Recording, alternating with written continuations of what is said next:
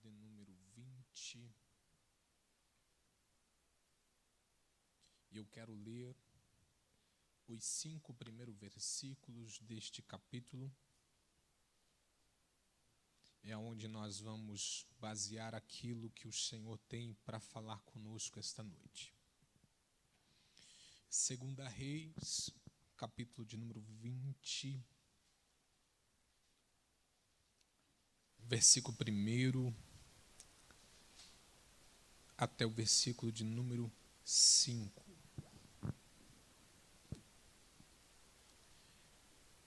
Quem encontrou o texto, dê um sinal dizendo amém. Diz assim: naqueles dias, Ezequias adoeceu e estava perto da morte. O profeta Isaías, filho de Amós, veio ter com ele. Ele disse: assim diz o Senhor, põe a tua casa em ordem, porque morrerás e não viverás. Então virou Ezequias o rosto para a parede e orou ao Senhor. Ah, Senhor, lembra-te de que andei diante de ti com fidelidade e integridade de coração, e fiz o que era reto aos teus olhos. E Ezequias chorou muitíssimo.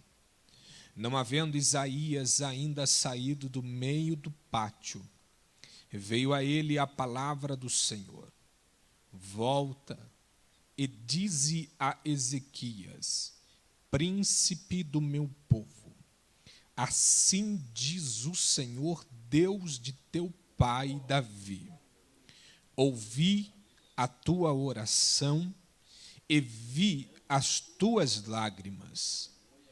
Eu te curarei. Até aqui. Tomai assento, por favor.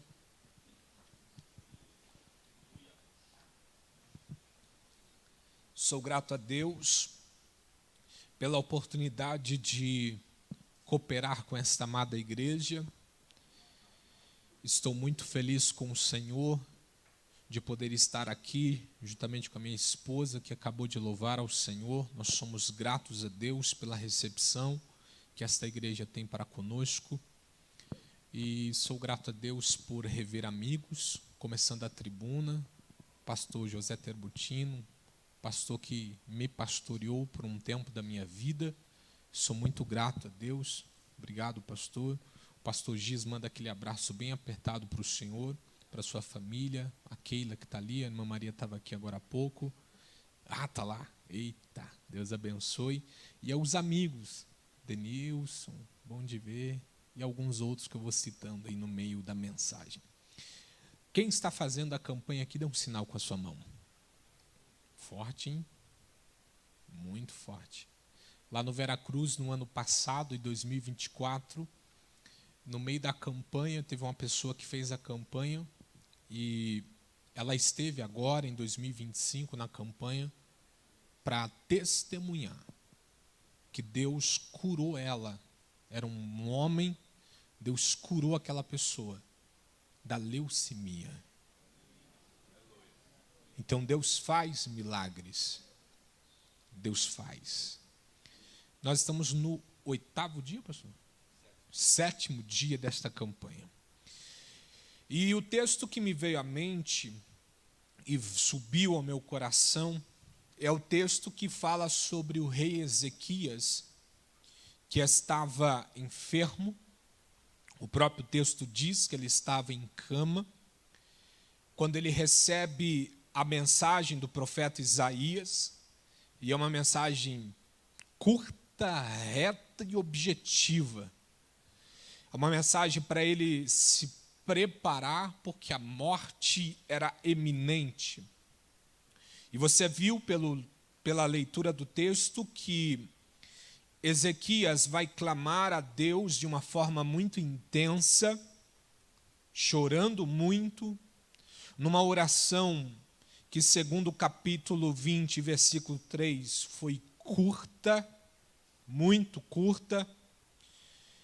E a Bíblia diz que o Senhor de imediato, você percebe isso pelo versículo de número 5, quando a Bíblia diz que Isaías, versículo 4, quando a Bíblia diz que Isaías nem tinha saído no meio do pátio, ou seja, nem tinha saído de dentro do palácio ainda, e o Senhor vai responder à súplica de Ezequias, e a história vai nos dizer que Deus vai conceder a Ezequias mais 15 anos de vida. E Deus vai mudar aquele destino que havia sido anunciado.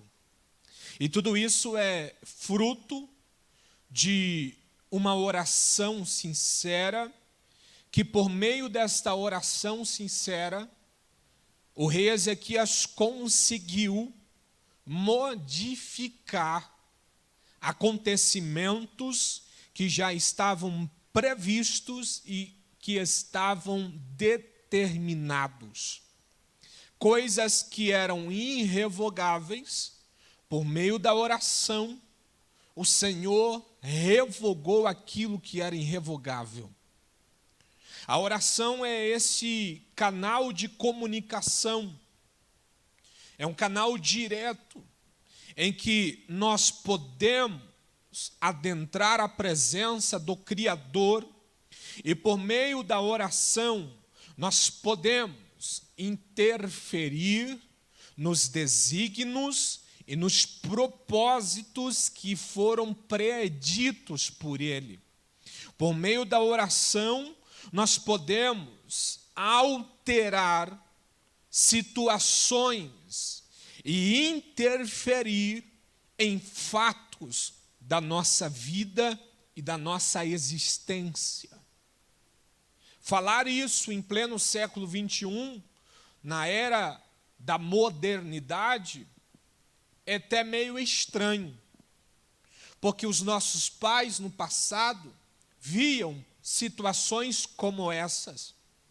Eu não sou muito velho de idade, mas lembro-me de um dia, um pastor numa cruzada evangelística. No meio da cruzada evangelística, começaram a cair água aqui em Curitiba, no antigo estádio do Pinheirão, lá perto do Tarumã, onde está acontecendo o congresso da UMADSE. E no meio daquela cruzada, começou a cair água. E aquele pastor abriu a boca em oração. E em menos de 10 minutos, aquela chuva parou. E o arco-íris abriu. Eu me lembro até hoje. Porque quando nós oramos, Deus pode intervir em fatos da nossa vida. Eu já te dei o spoiler do que eu vou falar aqui nesta noite. Mas é verdade que, no contexto atual, existem algumas escolas de pensamento que permeiam a mente de alguns dos nossos. Por exemplo, a gente vai ver algum dos nossos acreditando na ideia do deísmo. Israel, o que é deísmo? Deísmo é uma escola de pensamento que diz que Deus criou o mundo e estabeleceu as suas regras, e Ele não interfere nessas regras. Na perspectiva das pessoas que pensam pela filosofia do deísmo, Deus não está nem aí para o que vai acontecer com você amanhã, depois, esse ano, o ano que vem. Essa é uma escola de pensamento que nós vemos por aí. Uma outra escola de pensamento que nós vemos é a escola de pensamento do fatalismo. Existem pessoas que pensam desta forma. O que é o fatalismo? A escola de pensamento do fatalismo, ela diz que Deus determinou os acontecimentos e nada pode revogar aquilo que ele determinou. Porém, quando a gente pega a Bíblia, porque o nosso manual de conduta não é o que está no celular, não é o que está na internet, é o que está na Bíblia. Quando a gente pega a Bíblia ela vai nos fazer entender que Deus nos dá autoridade e poder para interferir em fatos da nossa história por meio da oração. Israel, é sério isso? É sério. A Bíblia diz que no meio de um campo de batalha, o povo de Israel, numa luta ferrenha com seus inimigos, a Bíblia diz que Josué, o líder daquela nação naquele momento, pois Moisés já havia morrido e passado o bastão para ele, a Bíblia diz que Josué ergueu os olhos e orou ao Senhor. E a Bíblia diz que o sol parou até que o povo de Israel terminasse de exterminar aqueles inimigos. A Bíblia também vai dizer que Elias chegou diante de Acabe, e a Bíblia diz que Elias olhou para Acabe e disse: segundo a minha palavra, guarda isso, segundo a minha palavra, não choverá. E a Bíblia diz que por 3 anos e meio não choveu na terra de Israel. Há um poder, há uma autoridade que Deus determinou, delegou para quem está debaixo da sua vontade, para que por meio da oração pudesse interferir em situações, em circunstâncias da sua vida, por meio da autoridade que há no nome de Jesus, para a honra e para a glória do nome de Jesus. Aí alguém vai dizer para mim assim: mas Israel, será que isso não vai interferir na soberania de Deus? Porque Deus é soberano, de fato, Deus é soberano. Mas essa autoridade, este poder que Ele entrega para aqueles que estão segundo a sua vontade, para que por meio da oração possam interferir nos fatos da sua história, essa autoridade e este poder não fere a soberania de Deus. Deus é soberano, Deus é absoluto. Nada que aconteça neste mundo vai colocar em xeque a sua soberania. Nada que aconteça nesse mundo vai ameaçar a autoridade e a soberania que Ele tem. Livro de Isaías, capítulo 43, versículo 13, a Bíblia diz assim: ainda antes que houvesse dia, eu sou. E a Bíblia continua: e ninguém a que possa fazer escapar das minhas mãos. Traduzindo na nossa linguagem contemporânea, Deus está dizendo assim: ninguém pode arrebatar da minha mão aquele a quem eu agarrei. E aí Isaías termina o versículo dizendo: operando eu, quem impedirá? A soberania de Deus, irmão, é absoluta. Deus é perfeito e Ele não tem problema nenhum em delegar a autoridade dEle, para que você, que anda na vontade do Senhor, possa por meio da oração, na autoridade do nome de Jesus, interferir nos fatos da sua história. Agora, essa autoridade que Ele delega, ela não vai fazer de nós mini deuses, pequenos deuses. Pelo contrário, nós somos comissionados e fomos delegados por Ele para um propósito específico por um determinado tempo. Depois que esse propósito específico atende à soberana vontade de Deus, tudo está terminado. Israel, o que é que você vai falar aqui esta noite? Nós estamos no 7º dia de uma campanha de oração. Oração. Eu cheguei aqui e eu percebi que a igreja já estava em oração. Através da oração, nós podemos interferir em situações, em fatos, em circunstâncias da nossa vida. Mas a pergunta é: como é que deve ser esta oração? Será que é uma oração de qualquer forma? Será que é uma oração de qualquer jeito? Será que existem leis espirituais na Bíblia que determinam como deve ser esta oração? Vamos aprender aqui esta noite. A primeira coisa que nós precisamos compreender: se você quer de fato interferir em situações, em fatos e em circunstâncias da sua vida por meio da oração, existem algumas coisas que a sua oração precisa ter. Você quer aprender isso? Tem certeza, irmão? Quer mesmo? Só você que quer, levanta a mão e diga amém. Olha que forte, hein?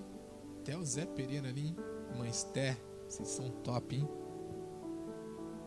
Primeira coisa que a oração tem que ter. Irmão, eu vou pregar Bíblia. Eu conheço essa igreja ama a Bíblia.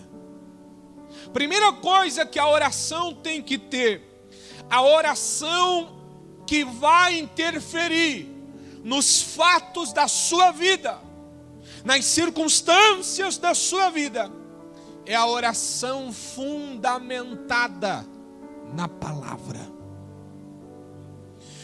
Eu costumo dizer algo que eu aprendi em bancos de escola, de cursos teológicos, que até para orar nós precisamos conhecer a Bíblia. Até para orar, irmão, você precisa conhecer a Bíblia.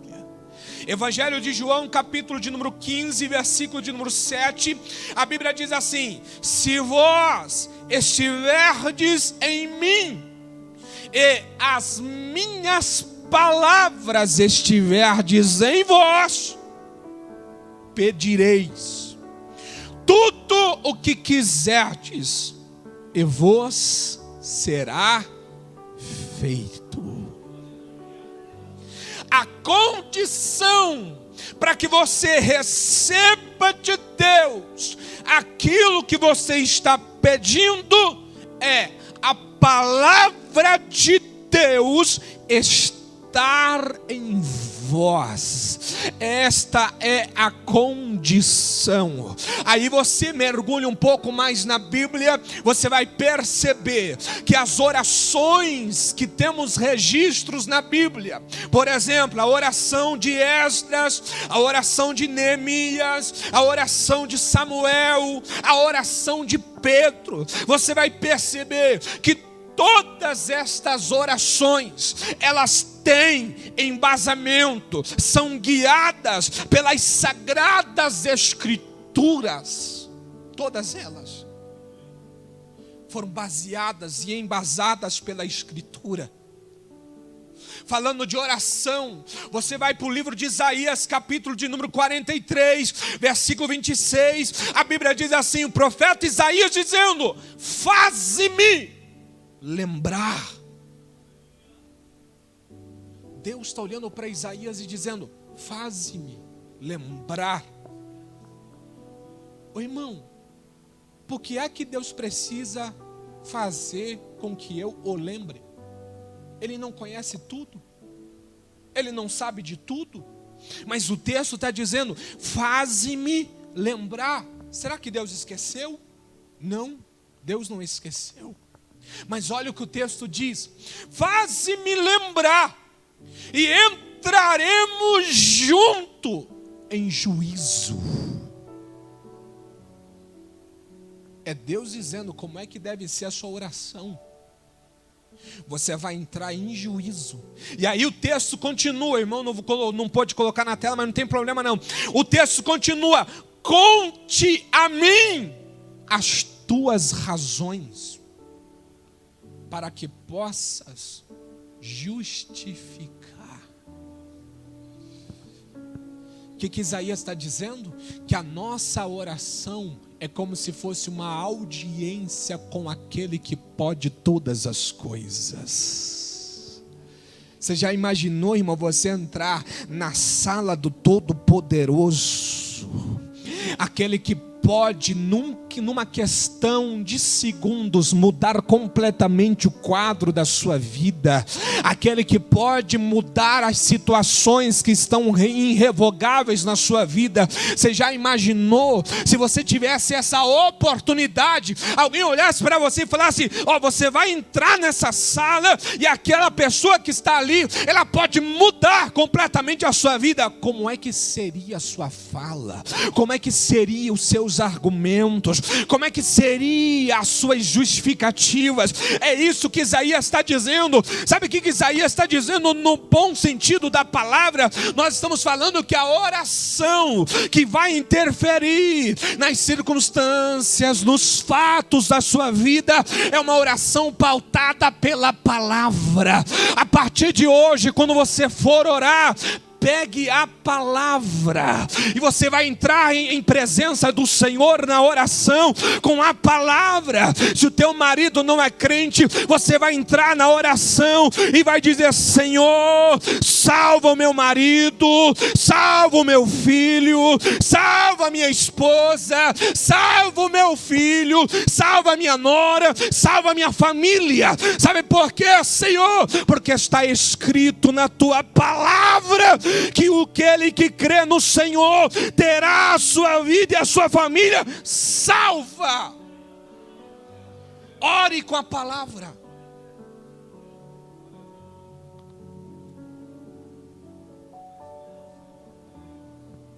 Teu filho está meio rebelde, tua filha está meio estranha, está acontecendo alguma coisa dentro da tua casa que você não está entendendo. A palavra do Senhor aqui nessa noite para você é: você pode interferir nessa situação por meio da oração.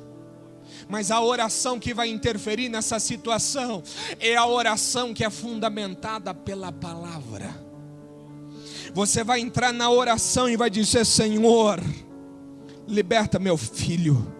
Senhor, liberta minha filha. Senhor, liberta aquele ente querido da minha família. Senhor, liberta o meu filho. E você vai dizer: sabe por que eu quero a libertação dos meus filhos, Senhor? Porque a tua palavra diz que os filhos são a herança do Senhor. Eles não são filhos para perturbação, eles são a herança dos benditos do Senhor.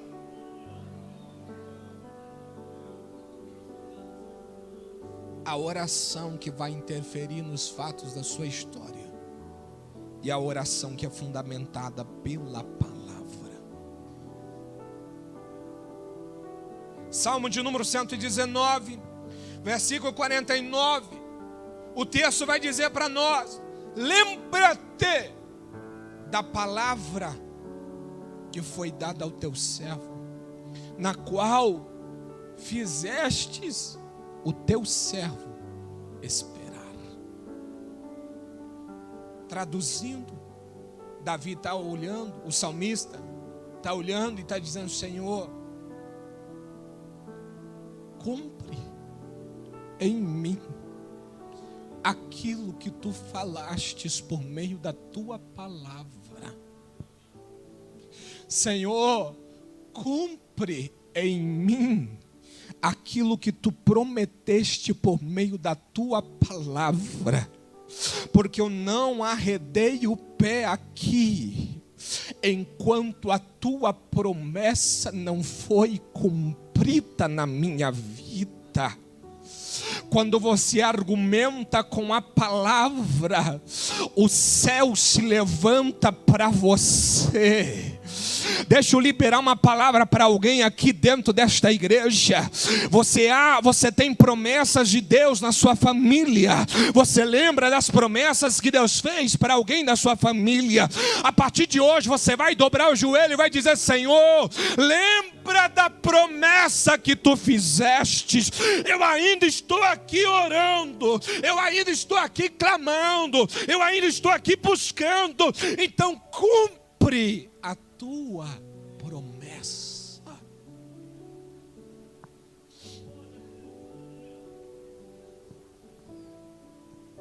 Agora, ainda falando sobre a oração fundamentada na palavra, olhando biblicamente, Deus normalmente não responde a orações desesperadas.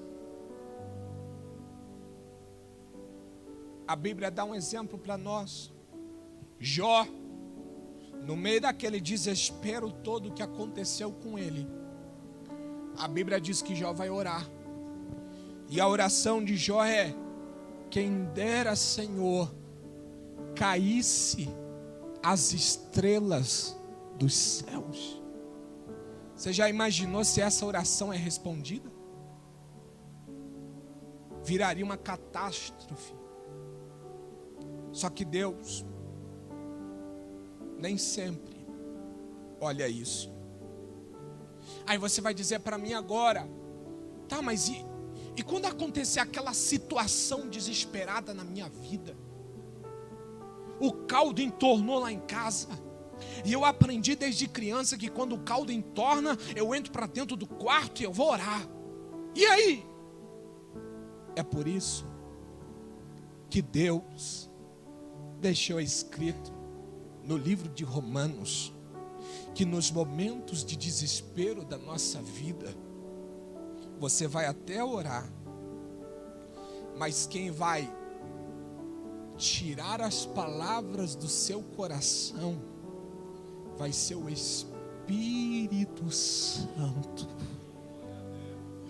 A Bíblia diz que o Espírito Santo intercepta as palavras do seu coração e ele leva ao Pai com gemidos inexprimíveis. Então, se você quer interferir nos fatos da sua história, aprenda, ore fundamentado na palavra. A mensagem hoje é bem prática, bem prática. Segunda coisa que você precisa ter na sua oração, você precisa entender que Deus trabalha em parceria. Espera aí, Deus precisa de mim? Não, Ele não precisa de você, mas Ele escolhe que você participe com Ele no processo. Quer ver? Deus, Ele, dentro da sua soberania, Ele escolheu que você estivesse participando do plano e do projeto dele. Quer ver um exemplo bíblico? Gênesis. A Bíblia diz que Deus criou tudo a partir da palavra do haja. Hoje, quem esteve na escola dominical, isso foi ensinado na escola dominical. Deus criou tudo através da palavra. E aí Deus criou os animais. E aí, olha que interessante, Deus criou os animais. Aí Deus chamou a sua criatura, a última obra da criação, o homem. Vem cá, homem, vem, Adão, vem cá. Dê nome para os animais. Quem deu nome para os animais não foi Deus, foi Adão. O que é mais fácil? Dar nome ou criar alguma coisa do nada? Dá nome, irmão. Só que Deus delegou essa tarefa para o homem. Deus trabalha com parcerias. Quer ver um outro exemplo bíblico? A Bíblia diz que Davi, pelo pedido do pai, o pai chamou Davi foi até o campo de guerra para levar comida para os irmãos. E aí quando Davi viu aquele gigante afrontando, Davi não aguentou, foi lá. E aí o gigante insultou Davi, Davi sacou da funda, girou a funda e tchum, a pedra foi. Aonde é que a pedra bateu? No fronte do gigante. Agora pensa comigo, nós somos uma igreja sênior que pensa, raciocina. Pense comigo, se você está aqui de frente, alguém lá daquela porta joga uma pedrada, essa pedra bate aqui de frente, para onde é que eu caio? Para trás.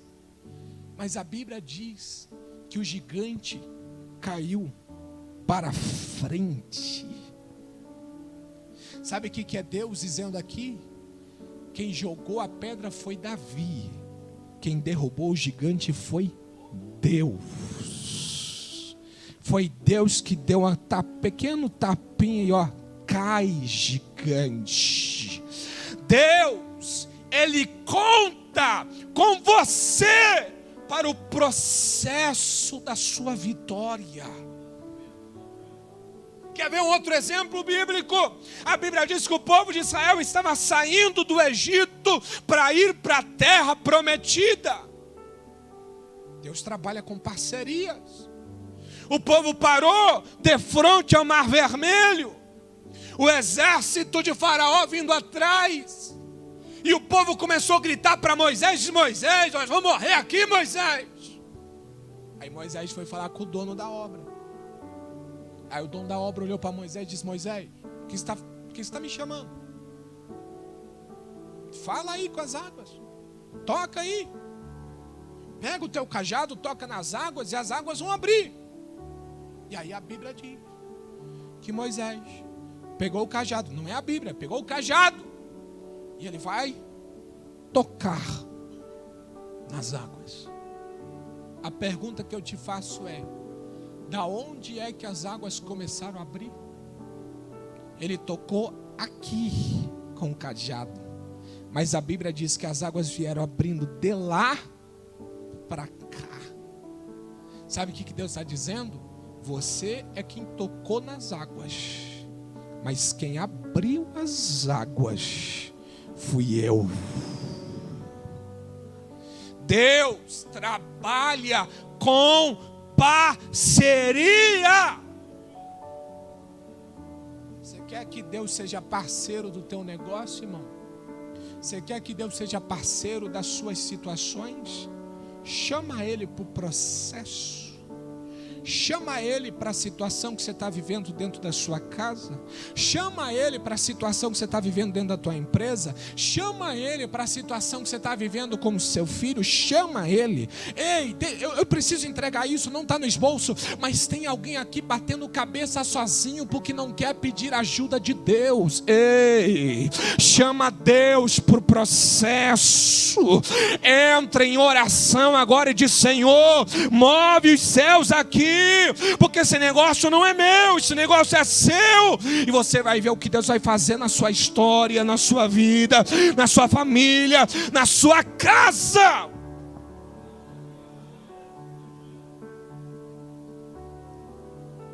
Primeiro, a sua oração tem que ser fundamentada pela palavra.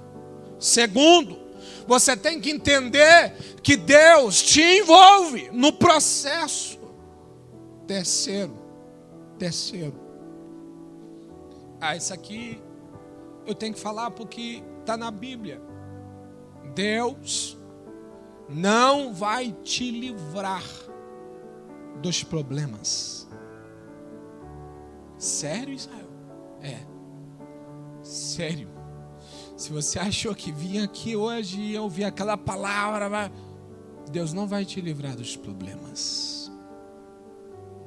Mas Deus vai no meio dos problemas. Eu vou falar bem devagarzinho só para você entender. Deus, no meio dos problemas, vai te dar comandos.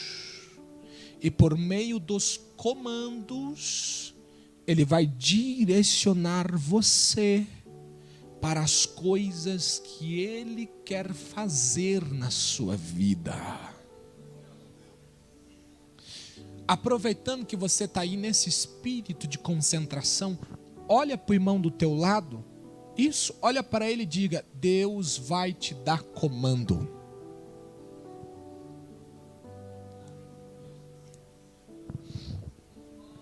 Quer ver um exemplo? Quer ver um exemplo? Quem está lá atrás, dê um amém. Amém? Oi, show. Está prestando atenção? Vamos lá. Quer ver um exemplo? A Bíblia diz no livro de Gênesis, capítulo 1, versículo 28. Olha os comandos que Deus dá. Deus criou todas as coisas. E aí a Bíblia diz que Deus dá comandos. Deus disse para as coisas assim: crescei, multiplicai, enchei a terra. E aí Deus olhou para o homem e Deus disse: dominai. Está lá no texto. Dominai. O princípio aqui é de autoridade. Sabe o que Deus está dizendo? Deus está dizendo assim: a criação, ela é minha, mas o poder de dominar a criação eu dou a você. Exerça o comando. Exerça aquilo que está na sua mão. Salmos de número 116, 115, versículo 16, a Bíblia diz assim, que os céus são os céus do Senhor, mas a terra Ele deu aos filhos dos homens. Ele te deu comandos, Ele te deu autoridade, Ele te deu domínio. É por isso que quando Elias entrou na presença de Acabe, casado com Jezabel, aquela sacerdotisa de Baal, a Bíblia diz que quando Elias entrou na presença de Acabe, a Bíblia não está dizendo assim, pela palavra do Senhor, não. A Bíblia diz, segundo a minha palavra. Não, era Elias. Não era a palavra do Senhor, era a palavra do profeta do Senhor. E o profeta do Senhor diante do rei de Israel diz, segundo a minha palavra, não vai chover nessa terra. O céu olhou e disse, opa, o meu filho entendeu a voz de comando e o princípio de autoridade que eu ordeguei a ele, que eu dei a ele. E ele disse que não vai chover. Ei, encerra a chuva na terra de Israel. Só vai chover quando ele abrir a boca e pedir para chover. Aleluia. Deus está te dizendo aqui nessa noite que a oração que vai interferir nos fatos da sua história é aquela oração que é apropriada dos comandos que Ele vai te dar. Ei, Deus está te dando autoridade para que por meio da oração, segundo a vontade de Deus, você interfira nos fatos da sua história. Isso aqui é tão verdade, irmão, que lá em Gênesis, Adão quebrou esse princípio. Não entendeu de fato este princípio. A Bíblia diz que quando Adão comeu o fruto, o problema não estava no comer o fruto. O problema não estava no fruto que ele comeu. Até hoje tem gente batendo cabeça e brigando nas escolas dominicais, querendo saber se era maçã, se era manga, se era pera, se era jaca. Não interessa o fruto que era. O problema é o princípio que foi quebrado. O problema é a quebra, pois Deus tinha colocado na mão de Adão a escritura da terra. Deus tinha dado para Adão todo o domínio. Deus tinha dado para Adão tudo aquilo para que ele dominasse. Mas quando ele pecou, Satanás foi lá e pegou essa escritura. É por isso que quando Jesus estava lá no pináculo do templo, e o diabo viu que não conseguiu com o pináculo do templo, olhando para Jesus, dizendo: salta aqui. A Bíblia diz que o diabo levou Jesus para um monte muito alto.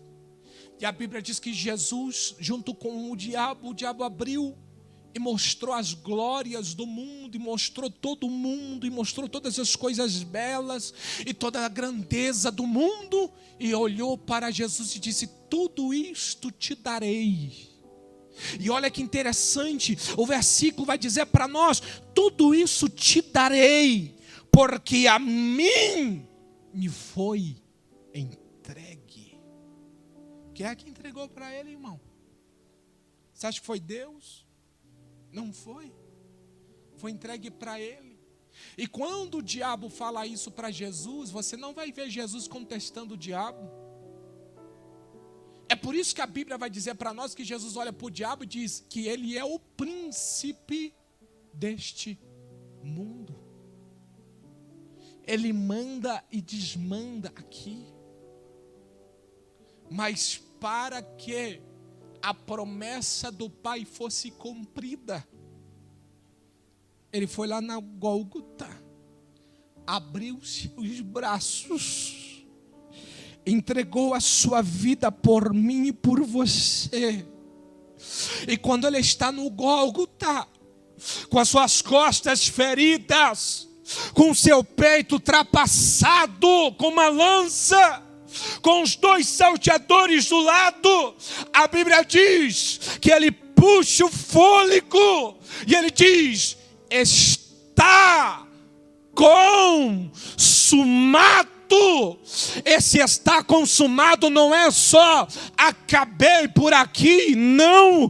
Esse está consumado é como se fosse um gol de vitória, é como se fosse um grito de guerra. Ele está dizendo: eu pego de novo a escritura da terra que foi entregue ao diabo, ela é minha. Tetelestai, eu consumei a obra de meu Pai. É por isso que hoje você anda na face da terra e o diabo não toca em você, o diabo não mexe com você. Sabe por quê? Porque existe o sangue do Cordeiro que te cobre de todo pecado.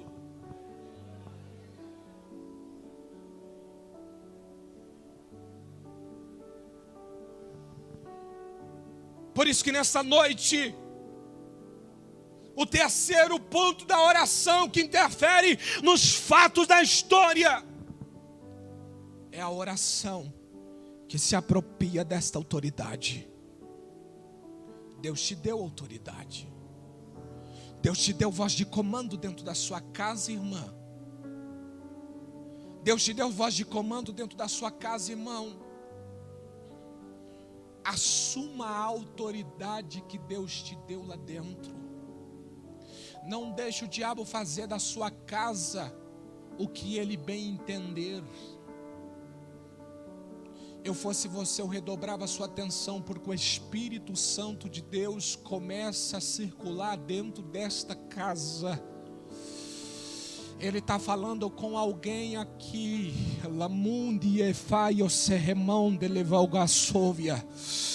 Entre dentro da sua casa hoje com voz de autoridade. Ei, voz de autoridade não é gritar não, irmão.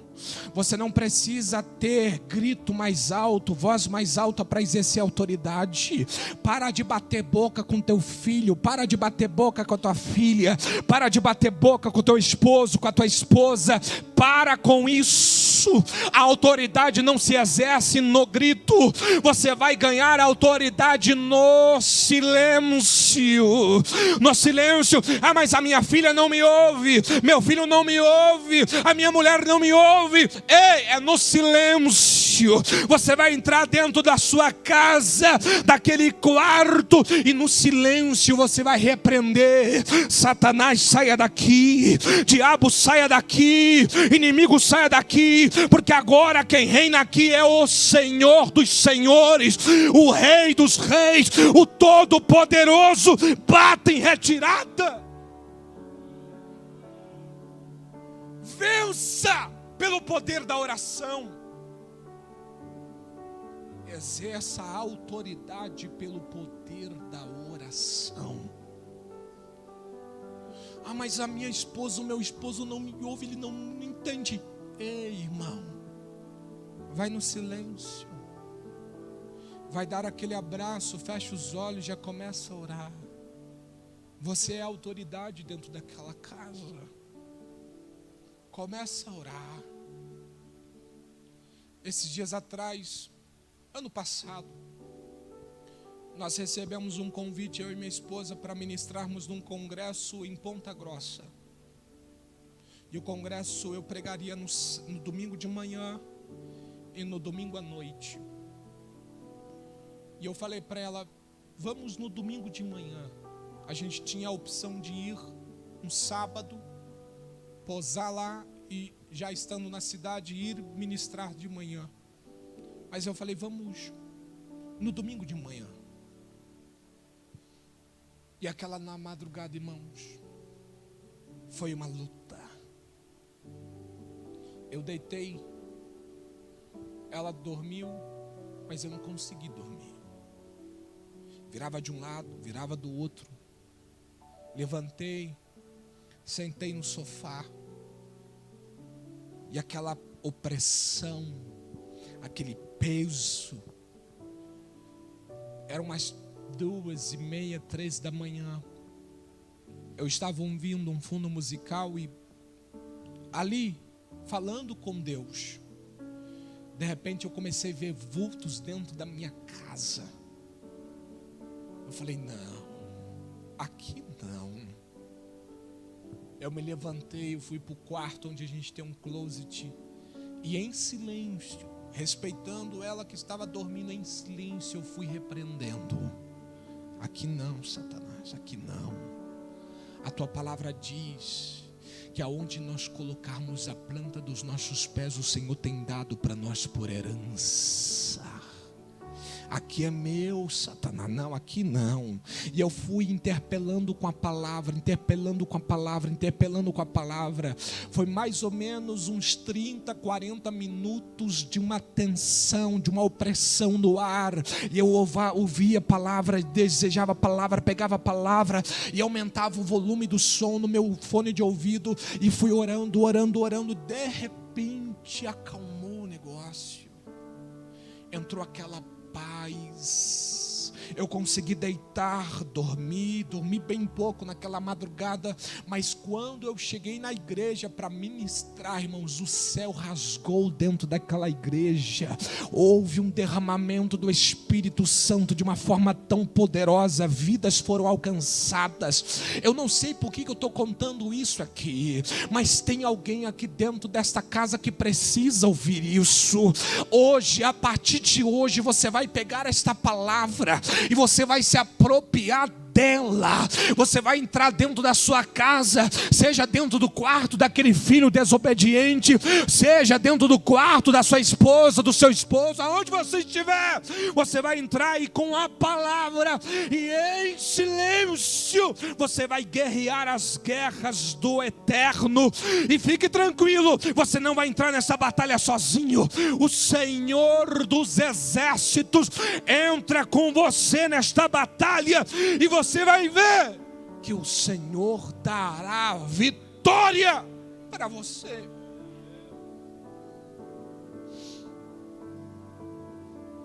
Aleluia. Primeiro, fundamentada pela palavra, é a oração que interfere nos fatos da tua vida. Segundo, quando você entende que a oração é uma parceria sua para com Deus, porque Ele trabalha em parceria. Terceiro, Deus te deu autoridade para você, através dos comandos de autoridade, exercer essa autoridade pelo poder da oração. Quarto, para terminar e a gente vai embora. A oração é uma didática de Deus que Ele usa para nos ensinar. A oração, irmão, não é só você que fala. Na oração, não é só você que diz. Tem gente que acha que a oração é só você dobrar o joelho e parece uma metralhadora. Parou. Amém, Senhor, obrigado. Isso não é oração. Isso é monólogo.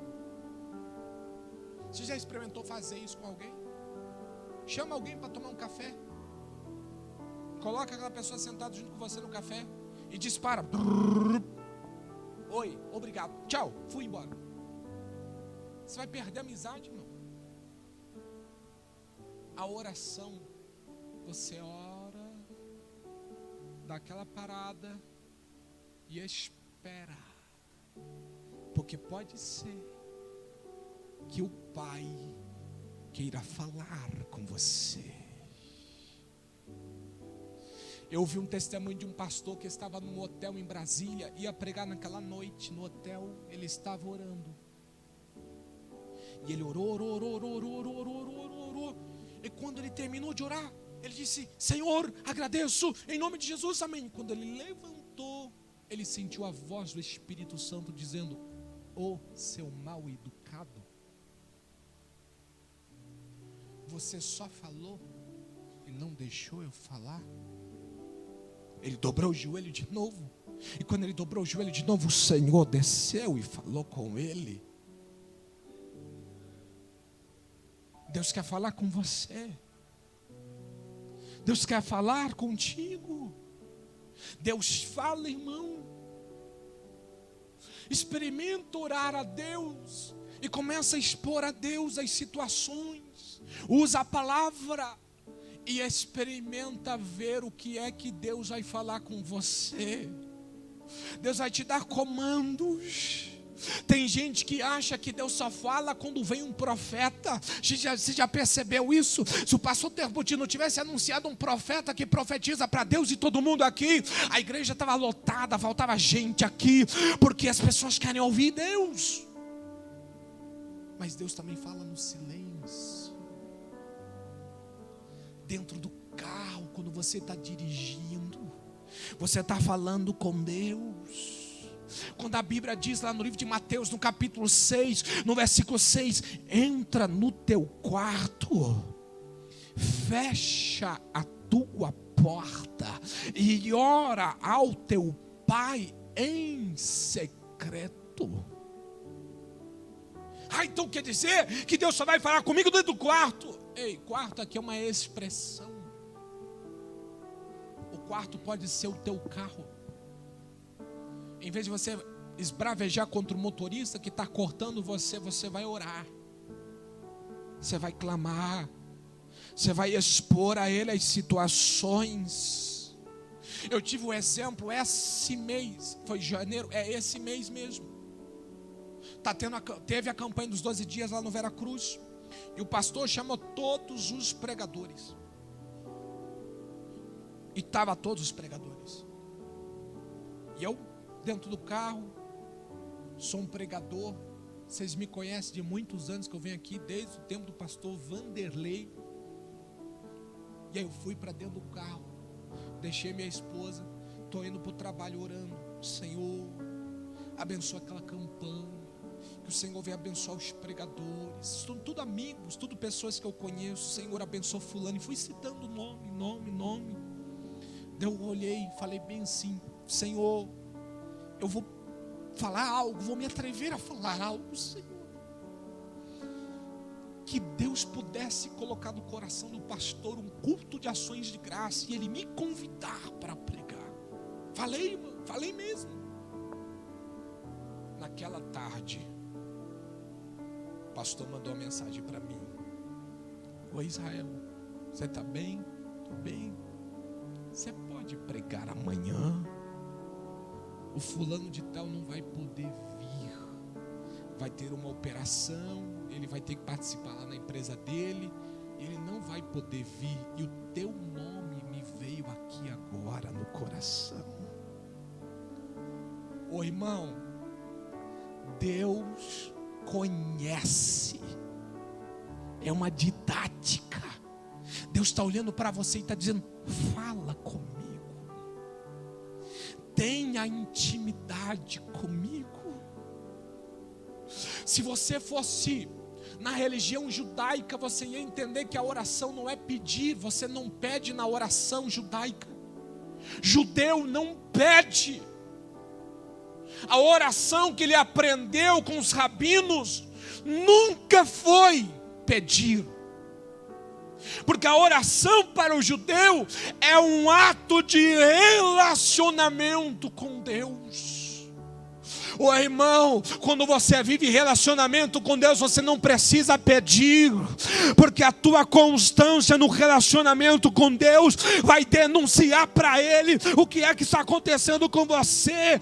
Ele vai perceber que está acontecendo algo na sua família, com a tua esposa, com o teu esposo, com o teu filho, com o teu emprego, com o teu projeto da faculdade, com o teu projeto da empresa. E quando você está naquela oração, naquela intimidade com Deus, Deus vai te revelando os segredos que os homens não sabem, que as pessoas não sabem. De repente o teu chefe olha para o projeto e diz: da onde é que você tirou esse projeto? Não é da onde, é de lá que veio, porque é o Eterno que derramou sobre você a graça. Ore, clame. E para finalizar, eu falei que a oração é uma didática. E esse último ponto é um ponto que muita gente dentro da igreja está vivendo isso. A Bíblia diz que quando o filho pródigo saiu, pegou a parte da herança e foi para uma terra distante, tendo gastado tudo, você conhece a história, estava lá no monturo, desejando comer as coisas que os porcos comiam. Ele caiu em si e disse: mas os jornaleiros da casa do meu pai comem melhor do que isso. Eu voltarei para a casa do meu pai e eu vou pedir para que ele me faça pelo menos como um jornaleiro, como um trabalhador. Pelo menos eu vou ter uma casa, e vou poder comer bem. E você conhece a história, ele voltou, o pai não deu só a posição de jornaleiro, o pai deu a posição de filho para ele. Aonde é que eu quero chegar aqui? Eu quero chegar com aqueles que ficaram dentro da casa. Quantos filhos pródigos já saíram daqui? Mas o filho mais velho está aqui.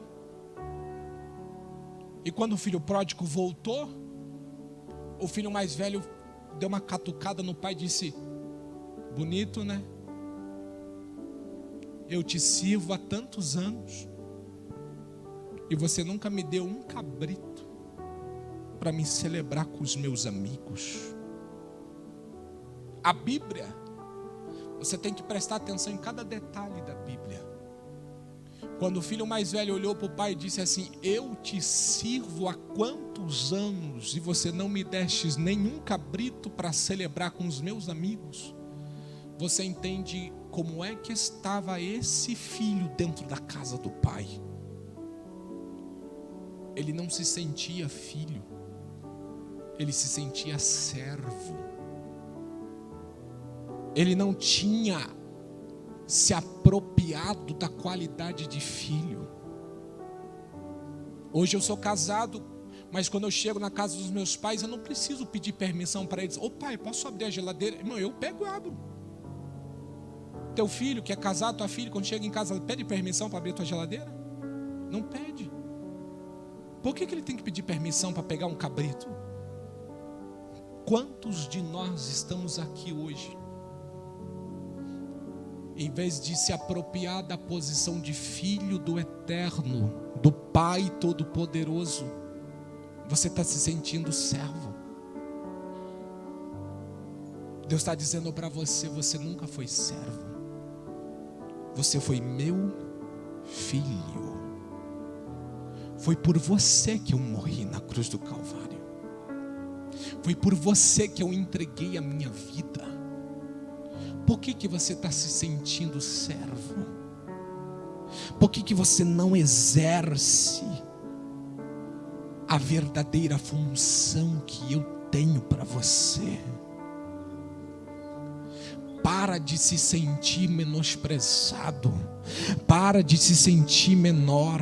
Para de se sentir aquele: ah, mas eu estou fazendo essa campanha, já estou no 7º dia e eu não vi Deus falar comigo ainda. Deus já falou com fulano, Deus já falou com ciclano, Deus já falou com Beltrano, até com aquele que passou lá na rua já falou. E comigo que eu estou aqui, que eu sirvo, que eu estou numa banda, que eu estou no coral, que eu estou ali, comigo não falou. Ei, você é filho. Você não precisa pedir permissão para abrir a geladeira do pai. Vai lá hoje, abre a geladeira, pega o que você tem lá. Deus está dizendo para você: se aproprie hoje daquilo que eu quero fazer na sua vida, na sua família, na sua casa, em você. Aleluia. Fica de pé comigo, por favor.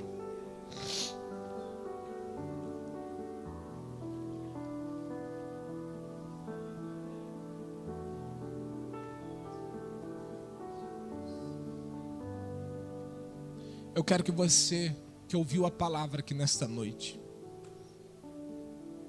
e você quer a oração, sai do seu lugar e vem aqui à frente, eu quero orar por você.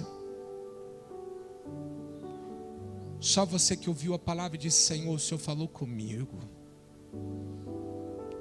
Vem, eu quero orar por você.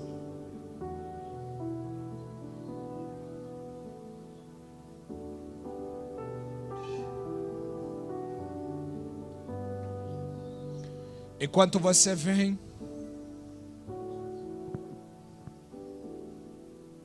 eu quero que você se lembre que é na oração que você encontra calma.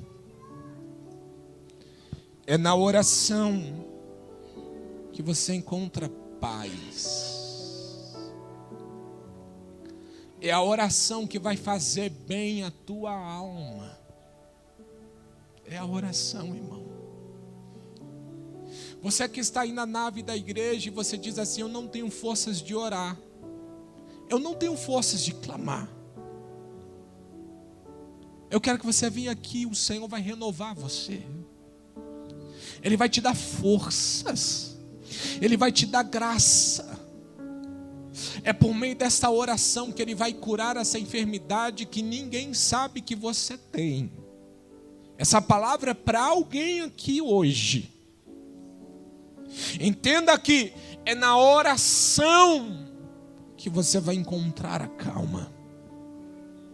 É na oração que você vai encontrar a paz. Sabe que você conhece esse louvor comigo? Na oração encontrarei encontro calma na oração, encontro paz, orar a Deus. Feche os seus olhos, feche os seus olhos. Falar com Deus te satisfaz. Falar com Deus, que privilégio. Aleluia. Abrir a alma ao Criador, sentindo os céus estão abertos de ouvir a voz do Salvador. Isso, de olhos fechados. Aleluia. O Senhor ministre agora. Grande é o nosso Deus, E a as obras que Ele faz, o teu amor não tem limites. em seu perdão. Encontro paz. Senhor Deus, eu oro pela tua igreja agora, Senhor. Eu ministro sobre a vida deles, ó Deus, que a partir de hoje, Pai, eles vão orar fundamentado pela tua palavra. A partir de hoje eles vão entrar em parceria contigo. Eles vão se apropriar da autoridade que o Senhor já delegou para eles. E essa oração vai ser a forma que o Senhor usará para ensinar os preceitos de Deus. Deus, cura a vida dos teus filhos, ó Pai. Aqueles que estão doentes, aqueles que estão feridos, aqueles que estão machucados, que o Senhor possa liberar sobre eles a cura, o renovo, Senhor. Deus, eu profetizo sobre esta casa um novo tempo, ó Deus, e que por meio da oração haverá sobre esta casa o derramamento do teu Espírito Santo. Fica conosco, Senhor, abençoa a vida dos teus filhos, é o que eu te peço nessa noite, em o nome de Jesus Cristo. Amém.